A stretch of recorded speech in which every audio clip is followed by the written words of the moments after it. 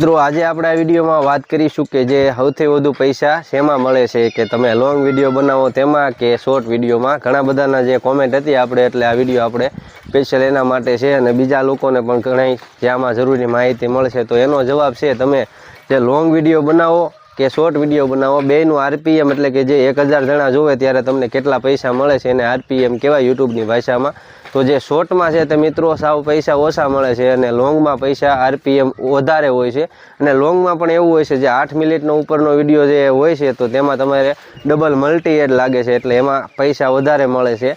તો જે મિત્રોનો સવાલ હતો, કોમેન્ટ હતી, તેનો જવાબ એ છે કે તમે જે લોંગ વિડીયો બનાવો તેમાં સૌથી વધારે પૈસા મળે છે. શોર્ટ વિડીયોમાં મળે છે પણ સાવ સામાન્ય.